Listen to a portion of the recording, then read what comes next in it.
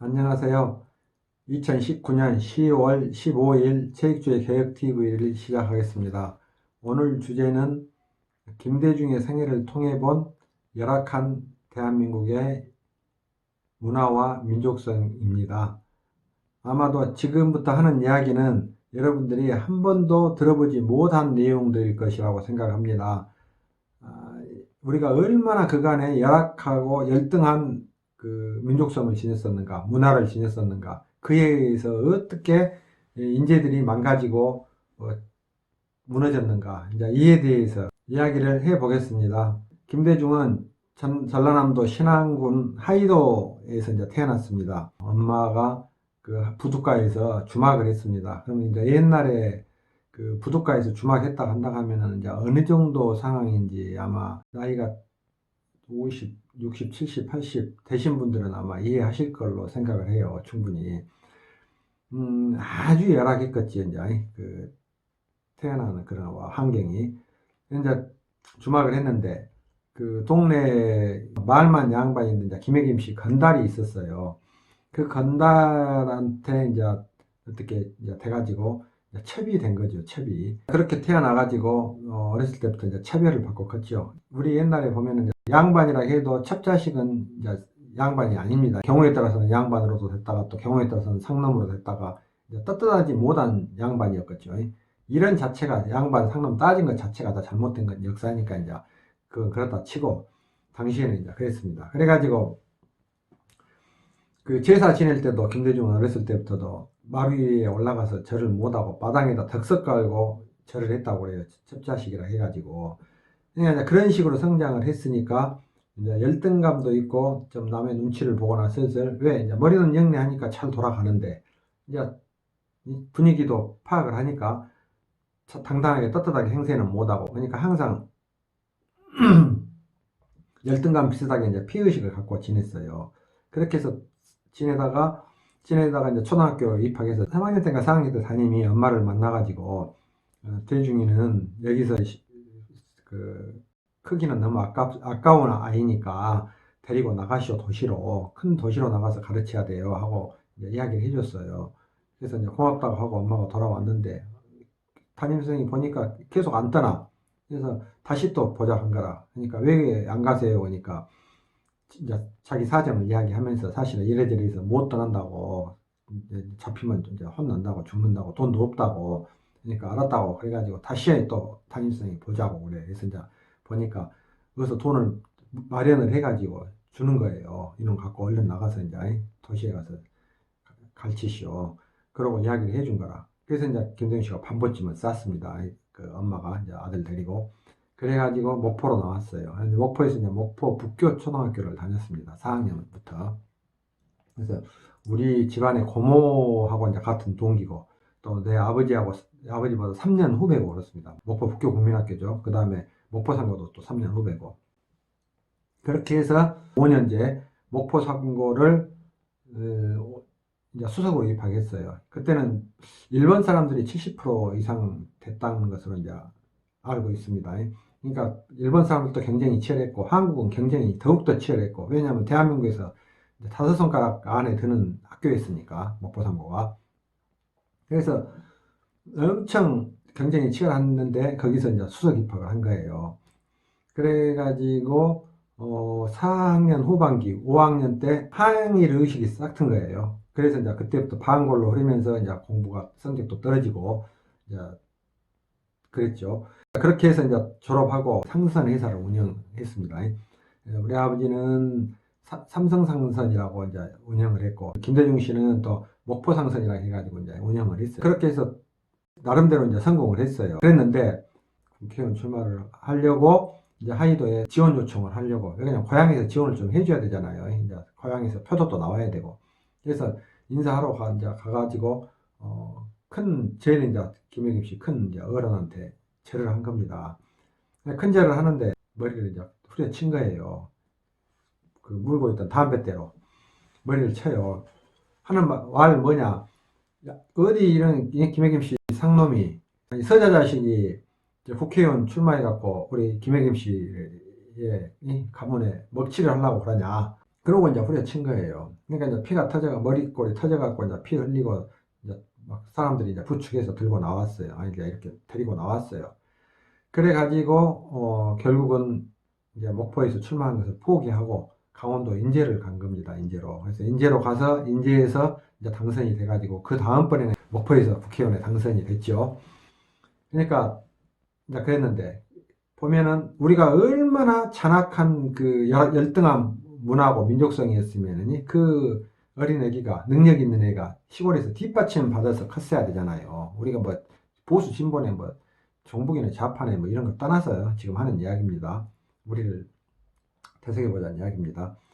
그래서 그러면 이제 지원을 받아가지고 훌륭한 인물이 됐어야 되는데 세계적인 인물이 되고 국제사회에 기여를 할 수도 있는 사람인데 그런 애기가 서자자식이라 해가지고 그렇게 핍박을 받고 도피를 하고 하다시피 이렇게 빠져나오고 또 나중에도 또 가서도 또 그런 꼴을 당하고 이제 그렇게 큰 겁니다. 그러니까 우리가 열등한 문화 민족성이라는 것을 제가 적극적으로 반성해야 된다는 이야기가 그런 이야기죠.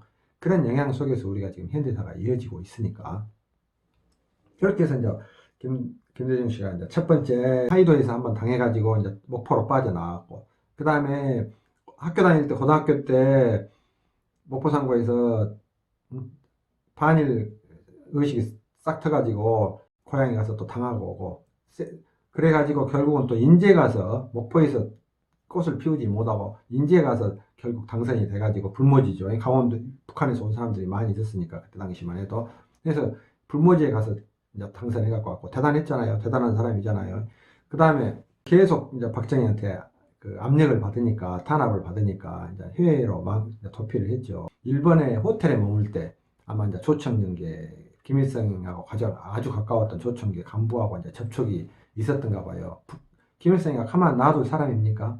그런 내용을 하는데 그때만 해도 북한도 또 나름대로 괜찮았을 텐데 그러니까 이제 그때 당시 그 김대중 씨가 이제 2만 5천 불을 받았다고 한 것 같아요. 뭐 이제 죽겠으니까 먹고 사는 것도 생계도 힘들었을 것이고 또 먹고 그 활동 자금도 없었을 것이고 그러니까 이제 그때 아마 이제 걸려든 것 같아요. 그럼 이제 그래갖고 나중에 그 증언 뭐 그 준 사람 이름까지 뭐 아주 구체적으로 정황들이 많이 나왔잖아요. 그래가지고 이제 결국은 현해탄에서 이제 죽을 뻔했어요. 중앙정보부죠. 중앙정보부가 김대중을 납치하면서 그 호텔에다 북한제 담배하고 로프를 떨쳐놓고 나왔어요. 북한 소행인 걸로 잔머리를 쓴 거죠. 그래가지고 이제 현해탄에 오면서 빠쳐버리려고 죽여버리려고 한데 미군 헬기가 이제 뜬 거예요. 그걸 알아가지고 위에서 계속 지켜보면서 만일에 빠치면은 너희들 이제 가만 안 놔둔다. 그리고 국제사회에다가 다 이제 퍼뜨려온다. 너가 가만 안 놔둔다고 이제 계속 문제를 삼는 거라. 그러니까 못 바쳤어요. 거기서 이제 돌까지 김대중 씨 증언했잖아요. 완전히 돌까지 딱 묶여갖고 이제 곧 빠지기 직전이었다고 빠지기. 열악한 그런 역사, 문화, 그 민족성, 국민성, 그런 정치 현실 이런 것 저런 것에 이제 어떻게 보면 피해자죠. 아주 최고의 피해자예요. 그렇게 해서 여기서 이제 살다가 이제 대통령이 됐단 말이에요. 최초의 대통령 돼갖고 미국 방문했을 때 김대중 씨가 감사 표현을 했거든요. 그러면은 미국과 함께 국제사회로 전 세계를 향해서 팍 치고 나갈 수 있는 인물이었다고요. 근데 거기서 코가 걸린 바람에 김정일이 이제 북한을 갔을 때 김정일이가 그 예상을 깨고 김대중이 차 탄 거 보고 김정일이가 뒤로 옆자리를 가서 앉았잖아요. 그래갖고 다 이제 놀랬잖아요. TV 생중계하고 있는 상황에서. 그래가지고 가면서 그런 말 하잖아요. 그랬다 간다 하잖아요. 이제 신세 갚아야지. 북한에 코가 걸렸으니까. 그래가지고 김대중 씨가 이제 제대로 뜻을 전 세계를 향해서 못 나가버리죠. 이제 북한을 이제 돈 막연하게 줄 수도 없고. 그러니까 얼마나 혼자 고민했겠습니까? 누가 이제 북한 관계 이야기를 하니까 감옥에 나와서 그랬다 하더라고요. 김일성이하고 내가 바둑을 100판을 뒀다. 이제 어떻게 하면 어떻게 할 것인가에 대해서 이제 철저하게 연구를 했다 그 말이에요. 나름대로. 근데 사실 나중에 그 통일 철학이라든가 대통령으로서의 어떤 민족적인 어떤 그 철학이라든가 이런 준비된 내용은 없었거든요. 없었습니다. 그래가지고, 그러니까 이제 그때 그런 그 김일성이한테 당하지 않을 것, 돈 걸린 거, 코 걸린 걸 알으니까 당하지 않을 것에 대해서 엄청 이제 그 작전을 만에 하나에 대비해서 생각을 해왔던 것 같아요. 근데 그렇게 해서 이제 거기서 이런 지금 방금 그런 이야기는 거의 극소수만 알고 있는 이야기입니다. 거의 동교동 동교동에도 모를 수도 있는 이야기입니다. 그래서 그렇게 해서 이제 감옥에서 나왔고 대통령이 됐고 대통령이 돼가지고 이제 북한에 뭔가를 하기는 해야 되겠는데 시원은 해야 되는데 안 할 수가 없고 그러니까 아마 햇볕 정책이라는 그런 것을 이제 구상해낸 것 같아요 아마. 왜냐하면 나중에 내가도 생각해봐도 이해가 안 되는 거야. 왜? 가장 급한 건 북한은 햇볕 정책이 아니라 햇빛이거든요. 햇볕은 뭐 돈 자금을 밀어주고 이런 게 아니라 햇빛, 밝은 빛을 넣어주는 거거든요. 북한 전체에. 그러면은 북한 전체에 밝은 빛을 넣어주면서 경우에 따라서 인민들한테도 햇볕이 들어가고 김정일한테도 안 주면 안 되니까 이제 김정일도 햇볕이 들어가면서 살짝 넣어주면서 인민들한테 넣어줘야 되는데 그럴 수가 없죠. 왜? 북한 김정일이 비율을 맞춰야 되니까 그냥 거슬리면 안 되니까 거슬리면은 인민들을 지원하면 거슬린 거게 되잖아요. 그러니까 이제 막대한 자금을 갖다가 불법으로 그것도 미군 뭐 만 몇천 개 계좌를 불법으로 도용해서 미국을 속이기 위해서 목돈이 들어가면 안 되니까 그 난리를 이제 법석을 떨었잖아요. 비밀리에 국민들도 속이고 햇볕정 저 통치행위라는 이제 미명 아래 그렇게 해서 그런 식이 되어버렸다고요. 그러니까 결국은 어떻게 되냐? 우리가 그 열악한 문화 민족성으로 인해서 그 인재답게 제대로 크들 못하고 진짜 힘을 가졌을 때, 진짜 대통령이 됐을 때 완전히 대한민국을 위험에 빠뜨려버리는. 그래가지고 북한은 핵무장 시켜버렸지. 그때 당시만 해도 김정일이 친인척들이 전부 해외로 다 내보냈다고 하더라고요. 김정일이가. 친인척들을, 형제 가족들을. 왜? 이제 동국권 붕괴돼버리고 버틴 대로 버틴다가 이제 도저히 안 되겠어. 자기들도 이제 무너져, 지금. 그래서 이제 마지막 각오를 하고 다 내보내고 지가 지금 이제 자리만 지키고 있는 상황이었는데 김대중이가 가서 목전을 건네가지고 완전히 김정일을 살려버리고 핵무장까지 시켜줘 버린 결과가 돼버렸잖아요. 김대중이 뭘 하겠습니까? 갔다 와서 북한은 핵 개발할 능력도 없고 개발한 적도 없고 개발할 능력도 없다. 내가 책임진다 그랬다고요. 그렇게 북한을 두둔하고 막대한 자금까지 건네주고 햇볕 정책이라는 미명 아래 그렇게 해갖고 망쳐버렸어요. 그러니까 햇볕 정책이 이제 완전히 사기였죠, 사기. 그래갖고 결국에는 뭡니까? 자기가 노벨상까지 또 받았잖아요. 그런 식으로 해가지고 대한민국이 여기까지 이제 왔어요, 지금. 여기까지 왔어. 그러니까 그렇게 봤을 때 우리가 얼마나 잘못된 문화입니까? 그 양반 상놈이니, 적자니, 뭐 서자니, 이런 빌어먹을 문화를 우리가 이제 못 바꿨던가. 그러면 우리도 똑같다는 이야기입니다. 한편으로 말하면은. 그리고 지금도 우리가 조상 모시겠다고 그 온 국민이 난리법석 떨잖아요. 그리고 족보에 고관대장 했던 사람들 아주 자랑스럽게 모셔놓고 있잖아요. 탄가놀이에 대한 흔적, 실적은 전혀 찾아볼 수가 없잖아요. 그러니까 이제 우리가 그런 면에서 그래가지고 한 가지 이제 말이 나왔으니까 당시에 일본에서는 이제 그 김대중이가 이제 납치돼붙잖아요. 몰라 그런 거예요. 몰라 당해붙죠. 이제 일본에서는 입장에 국제적으로 보안이네 뭐 이런 관계가 이제 치명적으로 이제 창피한 상황이 된 거예요. 그런 상황인데 보니까 이제 완전히 안기부 장난인데 나 다 알죠. 미국에서 그렇게 구해줘 버렸고 했으니까 우리만 몰랐지. 기가 막히거든. 근데 이제 박정희도 이제 열받은 거예요. 왜? 아니 시키지 않은 짓거리를 이우라기가 시키지 않은 짓거리를 한 거예요. 그래가지고 박정희가 이제 청와대 부른 거예요. 그러니까 들어가가지고 이제 따져.